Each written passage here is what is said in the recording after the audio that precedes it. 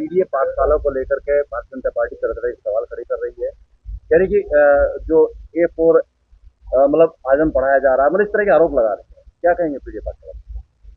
देखिए, हमारी पार्टी तो हमेशा ही जो पीड़ित हैं, दलित हैं, जो मतलब कमज़ोर हैं समाज में, उनके मतलब उत्थान के लिए, उनको अपलिफ्टमेंट के लिए काम करती है और सबको जोड़ने का मतलब ही समाजवाद है और उन्हीं को सबको साथ में लेके चलते हैं हमारे राष्ट्रीय अध्यक्ष अखिलेश यादव जी और लोग जुड़ भी रहे हैं। पिछले चुनाव में आप लोगों ने देखा भी कि भारी तादाद में पीडीए के लोग जुड़े हैं और अब भी जगह जगह प्रोग्राम कर रहे हैं। हम लोग पार्टी प्रोग्राम कर रही है और लोग हमारे साथ जुड़ रहे हैं। इसमें पीडीए पाठशाला की क्या बात है भाई? ये तो अगर कमज़ोरों को साथ में लेके चल रहे हैं या पिछड़ों को साथ में लेके चल रहे हैं या जो अल्पसंख्यक हैं उनको साथ में लेके चल रहे हैं या अगड़ों को साथ में लेके चल रहे हैं, तो इसमें क्या बुराई है?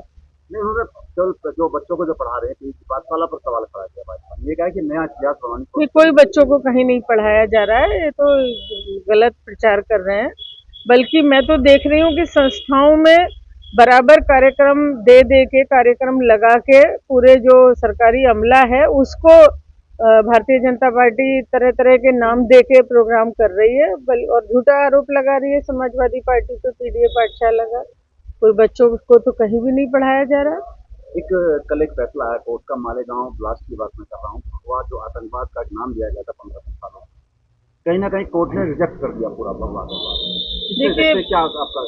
पहली बात तो ये है कि जो भी माननीय उच्च न्यायालय ने कोई मतलब फैसला लिया है उस पर मेरा टिप्पणी करने का कोई मतलब नहीं है। लेकिन आतंकवाद तो आतंकवाद है और घातक है, देश के लिए नुकसानदायक है, किसी भी किस्म का आतंकवाद हो।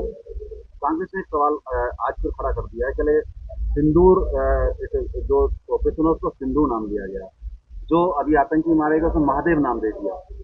जो इस तरह के नाम, जो धार्मिक नाम दिए देखिए, ये जा तो रहे हैं। राजनीतिकरण कर रहे हैं हर चीज का कि सिंदूर नाम देना, जहां एक तरफ 25 महिलाओं के, महिला नहीं बिल्कुल नौजवान लड़कियों के सिंदूर उजड़े हैं, इस तरह का नाम देना। चलिए, वो एक राजनीति है, भारतीय जनता पार्टी हर चीज पे राजनीति करती है।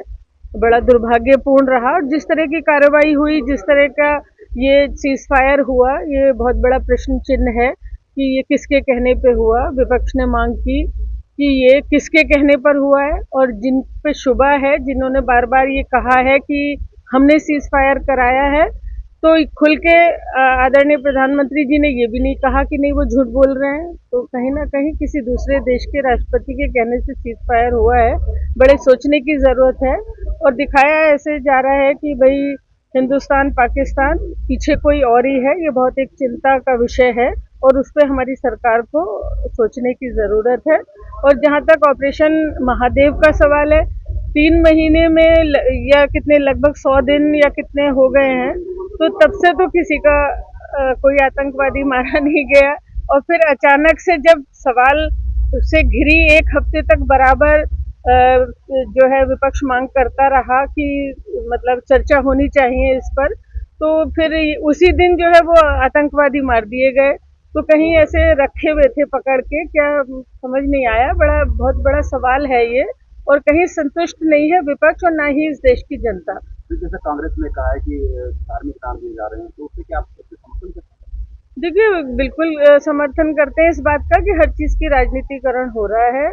इस तरह के नाम दिए जाते हैं, इस तरह की बातें की जाती हैं ताकि वोट को पोलराइज किया जाए और कहीं ना कहीं उन महिलाओं को, उन लड़कियों का जिनका सुहाग उजड़ा है, उनको ये दुख पहुंचाने वाला एक नाम है और कोई आवश्यकता नहीं थी ऐसे नाम की। बिहार में कुछ करके दिखाते तो ज्यादा अच्छा होता और ज्यादा, भाई मेरा मेरा ये कहना है कि ना तो पीड़ितों को कोई मुआवजा दिया गया, ना पीड़ितों को कोई नौकरी रोजगार की कोई बात हुई और ना ही उनके साथ कुछ ऐसा हुआ कि उनको कहीं तसल्ली होती कि सरकार ने हमारा बदला लिया है, ऐसा भी महसूस नहीं हुआ। बिहार में एसआर की बात करें, बिहार में भी बड़ा प्रश्न चल रहा है, चुनाव होना है। अभी तेजस्वी ने ये कहा है कि मेरा वोट काट दिया है, वोट नाम नहीं है, जबकि चुनाव आयोग ने कहा है कि इनके 2 वोट हैं। तो ये किस तरह का मैसेज है, क्या दिया मैसेज दिया रहा है? देखिए, इस विषय में तेजस्वी ही ज्यादा बता पाएंगे कि कौन सी कोई कंफ्यूजन है या सच में काटा गया है। ये तो अब वही बता पाएंगे कि किस लिस्ट में उनका नाम है, किस में नहीं है, एक जगह है, 2 जगह है, ये तो वही बता पाएंगे। मुझे जानकारी नहीं है, लेकिन ये ज़रूर कहना चाहूँगी कि ये नया क्या चीज़ आ गई कि चुनाव होने वाले हैं और आधार कार्ड, जो कि जिस आधार कार्ड से हमारा पासपोर्ट बना है हर हिंदुस्तानी का, राशन कार्ड बना है, कोई कनेक्शन हुआ है, कोई एडमिशन हुआ है, हर चीज़ उससे है, तो अब उसको मान्यता क्यों नहीं दे रहे? और ये नई वोटर लिस्ट का क्या मतलब है इस वक्त?